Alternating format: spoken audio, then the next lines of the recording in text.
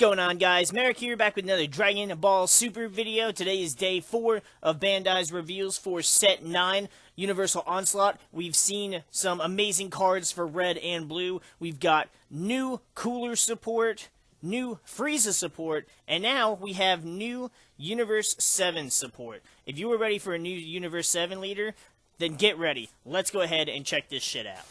Here he is. We finally got a new Android 17 leader, and he is Universe 7. Now, while a lot of us were wishing for a Wish Android 17 leader, obviously that was not going to happen with all the new support going around, and probably for a good reason. I think Shenron decks probably just need to go away, because there is so many ways you can abuse cards with Shenron. But this is a fantastic leader nonetheless, and him being Android and Universe 7 opens up a world of opportunities for him. When this card attacks leader card, draw a card.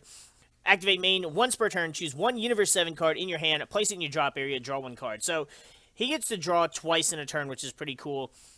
You're still only getting one extra card, but being able to discard a card is really cool. It helps you set up your sparking abilities, and it also allows you to set up plays for some of the new cards out in Set 9 that allow you to search your drop area for a card. His Awaken says, when your life is at 4 or less, you may draw one card, then choose one of your energy, switch to active mode, and flip this card over. Into Android 17, Universal Guardian. I love the art on this card. I cannot wait to have a foil for this leader. When this card attacks, draw one card, so he doesn't have to attack a leader to get that draw anymore.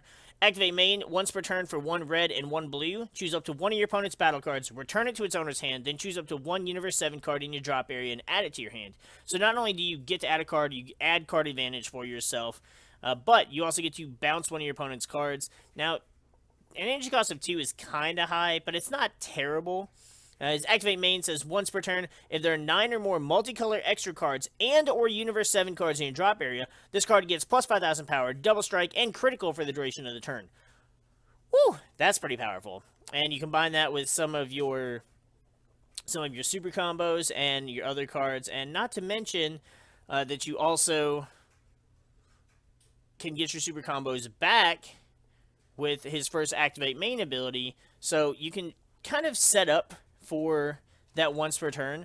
And the cool part is there's no cost to activate that ability, so you can just once per turn be like, bam, I'm giving him double strike, I'm giving him critical, 5,000 power, we're getting in that ass. I love this leader, and I cannot wait to try this out. Set 9 is going fucking ham with this game and really setting the tone for the game in 2020. Then we have Barrier of Hope. It's a 3-cost blue extra card. Permanent says you can activate this card's activate battle from your hand without paying its energy cost. Activate main says if your leader card is blue, choose up to one of your opponent's battle cards, ignoring Barrier, return it to its owner's hand, then draw 2 cards. So that's kind of better than the leader's ability, because you're still going to add a battle card to their hand. It ignores Barrier, and you get to draw 2 cards. So you draw a card and replace the card that you're playing. The Activate Battle, the one you can play for free, says choose up to one of your leader cards or battle cards against plus 5,000 power for the duration of the battle. It's, I don't know. The Activate Battle ability, you can activate it for free, which is, it's okay, but just 5,000 for the duration of the battle is kind of eh. Now, I mean, you could use on your leader or your battle card, but it's no different than comboing with another card. So that ability to me is just kind of mediocre. The Activate main ability is the really good one, and I really do like that ability. Then we've got Beerus, Divine Obliterator. He's a 2-cost red-blue super combo. Our first multicolor super combo, and he is a God and Universe 7, so plenty of ways to fish him out of your deck. His auto says if your leader card is red or blue and it's your opponent's turn, when you combo with this card from your hand, choose up to one of your red-blue multicolor energy and switch it to active mode. That is something. Not only are you able to search this card out with a ridiculous amount of support, but instead of the draw 1, you can switch one of your energy to active mode. Now, I know the +1 is nice. It's, you know, draw power. It evens out. But with the way red-blue works, getting to switch an energy to active mode is insanely powerful. Not only that, this is almost like us having Unyielding Spirit Trunks back. Because You attacked with him, blue leader, untap an energy. This, not only does this work, because obviously if your leader is red or blue, you get to untap the energy, but you can do this when you attack or when your opponent attacks. Run this with a blue leader, like the fucking 17 we're getting, and you've got 5 Unyielding Spirit Trunks. Give me Unyielding Spirit Trunks back to 4, and I will play almost exclusively blue. I had to say almost because I still want to really play the new Cell stuff. But oh my god, that's a really powerful ability. And that sets up for all of your red-blue extra cards. And if you've got a battle card with Invoker, they're all 1 cost, and you can play them all with that 1 energy you get back from this card. That is absolutely insane. I fucking love this card. Holy crap. Thank the Force it's a common card. Because if it was a rare card, and the way pull rates are with this game lately, as of set 8, it would be very scary to not be able to get a playset of this. This will probably replace every super combo in every red and blue deck I play. There's no reason not to. I mean, sure, the 1 extra card is nice, but I personally feel like the extra energy can be a huge deterrent, both on your turn and your opponent's turn. Let me know what you guys think on this one, because I think this is probably... I think this right here will be the most debatable card that we've seen so far. Then we've got Cease to Exist. It's a 3-cost red extra card featuring Chilled. Permanent says you can activate this card's activate battle from your hand without paying its energy cost. So the same as the Android 17 barrier card. Activate main. If your leader card is red, choose up to 2 of your opponent's battle cards, ignoring barrier, and they get minus 25,000 power for the duration of the turn. Okay. We've got to stop this. Having these abilities that let you choose your opponent's cards and give them a ridiculous decrease in power is one thing. But everything ignores barrier now. What the hell is the point in having barrier? It's like they balanced it out because they gave us these barrier cards that are overly powerful. Well, the cards aren't powerful. The ability's powerful. But it gave you something you had to play around. Now, they're like, okay, barrier was too good. So we've got all these cards. They all get around barrier. Now, barrier is really just doesn't mean shit.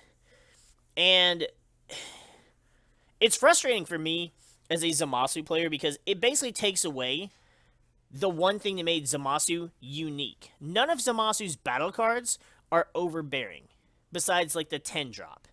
That's really about it. But to take away the one thing that made the Zamasu archetype unique, the fact that he had this indestructible ability, that he can't be removed from the board, that he can't be KO'd, is... It's frustrating, it's infuriating. Yes, it was, a unique ability, but Zamasu is not dominating the meta. He's not out there destroying people's lives, outside of the anime. So why are we doing stuff like this? Like, I get it having, a card that gets around barrier, but if you have a card that gets around barrier, it should get around 1 card with barrier, not multiple cards. This is a powerful-ass card. Don't get me wrong, but I don't feel like it should be that powerful. The Activate Battle says choose one of your leader cards or battle cards that gets plus 5,000 power for the duration of the battle. So the Activate Battle is the exact same. It's just whether or not you want to bounce a card or, kill them. And that one lets you draw 2 as well. So depending on which ability you take, I feel like this is the more broken ability. And I feel like the Android 17 barrier card is the more balanced variant. We should not have gotten both of these. Then we've got Mehta Cooler Core Titanic Glare. I didn't know we were getting more Mehta Cooler. I knew we were getting more Frieza and more Cooler in King Cold, but I didn't know we were getting Mehta Cooler. Now, the fact that all the Mehta Cooler support is yellow so far is really intriguing because this card is red. Are we getting more red Mehta Cooler support is the real question.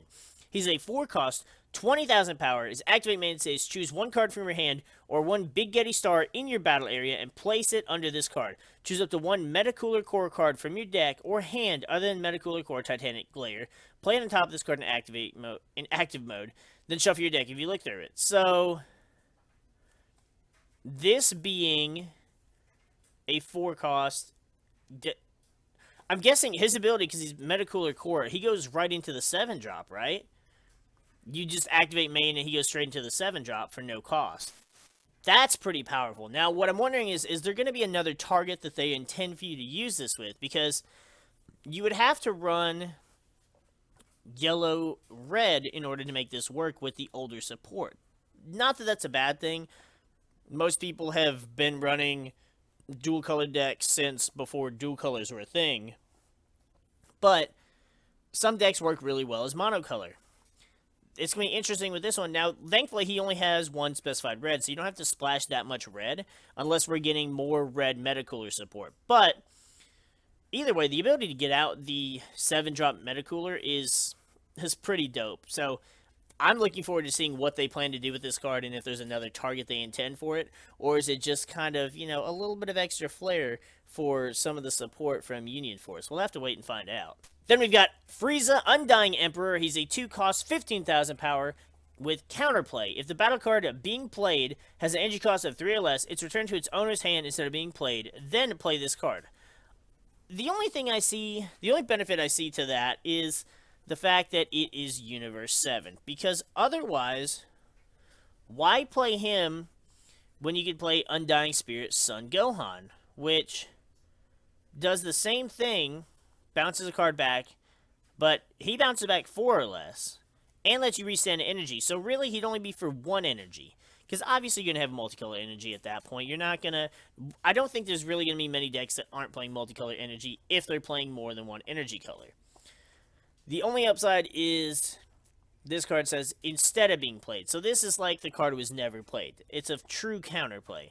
Whereas the Gohan bounces it back to hand after it's been played. So if there's auto on play, they'll still get the ability. But I feel like the Gohan is just better overall. However, the Frieza also has the Universe 7 trait, which allows him to be searched out with all the Universe 7 support, as well as being Frieza Clan. So it's one way or the other. I personally still like the Gohan better, but the Frieza is a nice little addition to the Universe 7 support.